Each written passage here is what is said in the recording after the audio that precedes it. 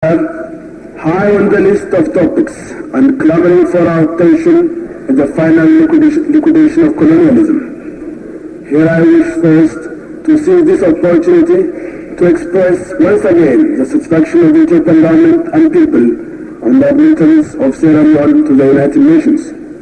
Wisdom, success and prosperity as a new and independent member of the world community. We feel certain that this process and struggle in which so many of us have participated will come to a triumphant conclusion. In order to ensure that the final stages of this development are not delayed or hindered, we urge, in the words of the declaration adopted by the Conference of Non-Aligned States of Belgrade, and I quote, the immediate, unconditional, total, and final abolition of colonialism. We can settle for no less and will be satisfied with nothing else. In other words, the continent of Africa must be fully and totally liberated from the rule of colonialism.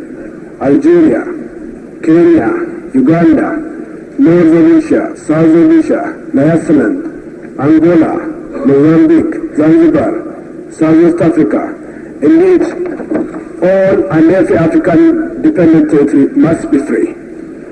With respect to Algeria, we insist that the General Assembly adopt a resolution providing ways and means for the proper implementation of self-determination by the people of Algeria.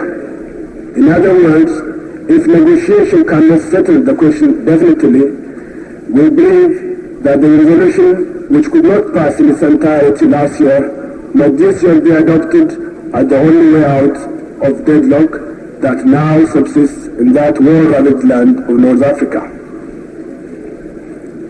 Mr. President, we applaud the release from prison of Jomo Kenyatta and the resumption of political leadership of our neighbor Kenya. To refer only to recent history, my government and people have strong association and ties with the people. That beautiful land during the fascist occupation of Ethiopia from 1936 to 1941. We look forward to collaborating and strengthening our ties with Kenya when it becomes independent. We hope Kenya's independence will swiftly follow that of Tanganyika, which we hope will join us here next December. Whilst the independence of Kenya, Uganda, and to some extent that of Nyasaland seems to be assured under African rule, the picture is gloomy in the Rhodesians. The recent massacre, imprisonment, and oppression of the followers of Kenneth Kwanda in northern Rhodesia is to us a matter of great concern and indignation. We therefore call upon the government of the United Kingdom to grant the right of equal suffrage to the African population so that each territory may determine its own future, no matter what the desire of the settlers might be. Unless this is be done promptly and the African majority given governmental power now, we feel certain that the United Kingdom government will bear a great responsibility. We accept all peoples in good faith, but in this instance we are compelled to reject all policies that perpetuate supremacy to the white settlers under the guise of multiracial society. The only policy that's realistic and acceptable to Africans is a transfer of powers to Africans. Nothing will satisfy us short of this, and we will continue to extend our support to our African compatriots in these territories. Such is our position also with respect to Zanzibar, and indeed any colony in our continent. Mr. President, the case of Angola cries out for special consideration. The full extent of the dreadful state in which our brothers in Angola today find themselves is not known. Censorship and other repressive measures have kept the Angola situation in a dimly twilight zone. But enough is known to demand our immediate intervention and elicit our universal condemnation. Over 140,000 refugees have fled from their homes, a shocking testimony to the lengths to which the government of Portugal has gone in imposing a rule of terror and of oppression. I wish to take this opportunity, sir, to express to the Republic of Congo Leopoldville our heartfelt appreciation for extending assistance to the thousands of refugees who are now in State. On our part, we will continue to extend our support to the people of Angola in their struggle to achieve independence. We are also confident that all African states, as well as all freedom-loving nations elsewhere, will provide equally effective support both to the refugees and the freedom fighters of Angola.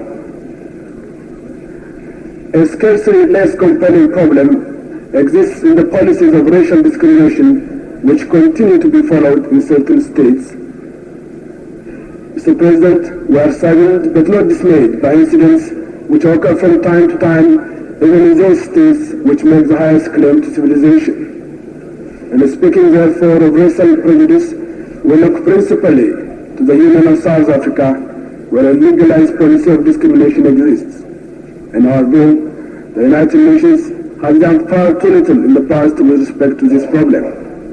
It can therefore on all member states to join in collective action in sanctions which will demonstrate to South Africa once and for all that the way of life which they have professed is repugnant to mankind, and considerations of principles aside, it's not in their interest that it be followed any longer.